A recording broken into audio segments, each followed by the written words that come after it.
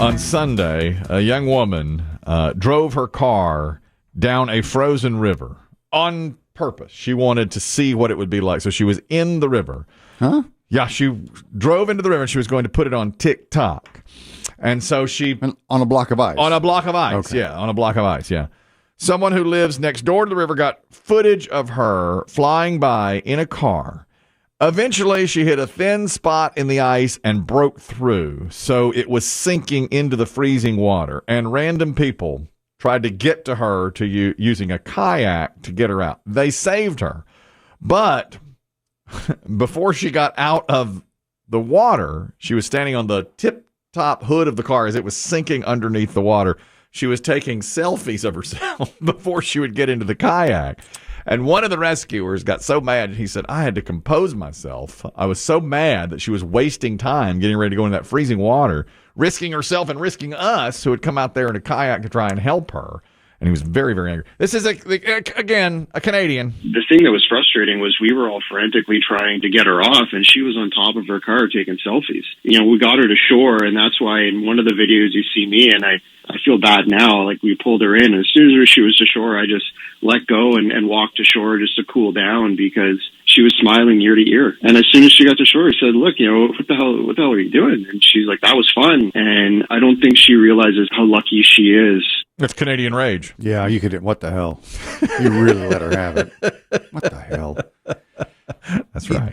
Obviously, in this day and age, where we're standing now, in this place and time, she's off her rocker. Mm-hmm. But I wonder if this is going to be the norm in 5 years. Probably. You know, people are on gurneys taking selfies. In ERs taking selfies. I wouldn't doubt it. Yeah. With gunshot wounds taking selfies. It's a post on their Instagram. I don't have TikTok. I do. You do. Mm-hmm. However, I'm the oldest person. Looking at bikini dancers I'm now? the oldest person on TikTok. I follow my son to see what he's up to. Right. But what else do you watch? Well, you know what it does? It prompts you to the things you should like. Does it? Well, here's a new TikTok for you. I hear you like cheerleaders. Yeah. What? I think I figured this out, though, in my sickness haze last week. Because so many people, they have a TikTok, but then they share it to their Instagram. Then they share it to their Facebook, you know, course, it goes on and on. And some of these videos I'm flipping through, because that's how TikTok works is, I see it's how it's addictive. You just flip to the next video. Next video is right up. Right there. That's boom. Right. And they're usually like 10 seconds, 15 seconds. And these videos have 5-6 million views. And it's nothing. It's absolutely nothing. It is nothing. It is like literally, it's a lady cutting a cantaloupe in half, and then goes to the next video. Has 8 million views. I know, it's weird. It's somebody just talking about, you know, nothing. Yeah. Just sitting in their car. That's right. Somebody honks at them. It's like road rage incident. Yeah. 20 million views. Which kind of that's kind of to my point. Like we may be the people who are laughing at the Wright brothers. The TikTokers are inventing flight while we're like, man's not meant to fly. I mean, TikTok is one. I mean, years ago it was like, of course, it was Facebook and Twitter and Instagram, and TikTok came along and it was like, well, what do you need this for? And it's the biggest now. It's the biggest thing there is. It is giant. Oh, but I do see how it's addictive because for a while there, when my head was just killing me, I couldn't even have the TV on. And I just had my phone and I just flipped bravely, aimlessly video to video. You know, a friend of mine sent me something. It was disgusting to me. I didn't even write him back. He texted to me. It was a TikTok video. And it was guys who would they would follow people who were overweight in the grocery store and just follow them down aisles playing like not a trumpet, but like a big woodwind, big like instrument. Clarinet or something? Like, brr, brr, brr. Okay. It was like the Oompa Loompa or, you know, brr. It was like some fat person music. And I saw like 3 of them. I mean, they just kept going. I mean, random aisles of the grocery store. And the overweight person would finally turn around and go, enough of this. And then there'd be some other, and they'd cut right to another large person. And after 3 or 4, you said enough. I said, I'm not doing this anymore. I said, I'm not going to look. And I didn't even write him back. I thought, this is disgusting. What did he say? You should do this to Biggie. This kind of... You guys should do this to Biggie. The show would finally go viral. That behavior was reprehensible. You didn't see, we weren't hoping secretly not to see yourself in a Walmart. I'll tell you one thing. Somebody did that to me in a Walmart. Padding through there in your sweatpants and your slippers. Man, if they did, I had, golly. The other day I was wearing a T-shirt, and my wife said, "Look at you, what's wrong with this?" And there was a big hunk of sausage on it. I made a sausage dip.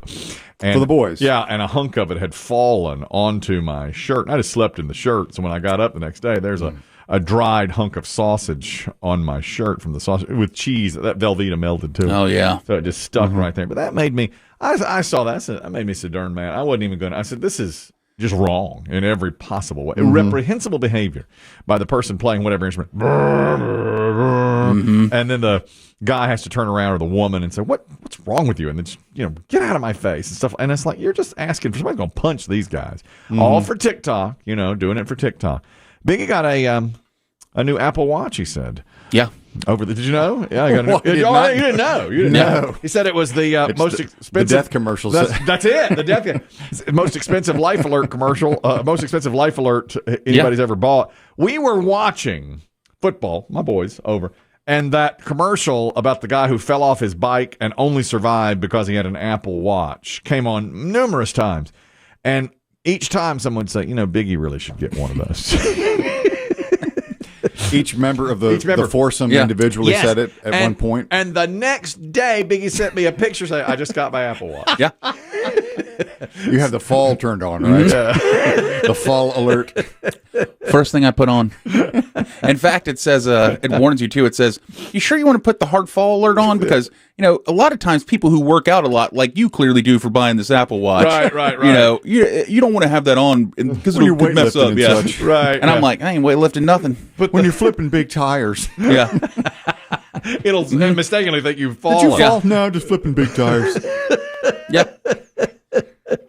Oh, Biggie, congratulations. You got your fall alert on. Oh, yeah, I got my fall alert on. Do you like it? I'm going to tell you, I absolutely love it. Life changer. Did you place your emergency call this morning to Kelly from your watch? I'm stuck in my car. I could have. I'm going to be late. I'm going to be late. I'm stuck in my car. I can tell I'm going to annoy the hell out of people because you can talk. You can take a call through your watch. Oh, my wife's done it. Yeah, and it's clearly not as clear as a phone, but I have found in the days I've had it, I've just left my phone in one place and gone around my apartment with just the watch. Yeah. I absolutely love it.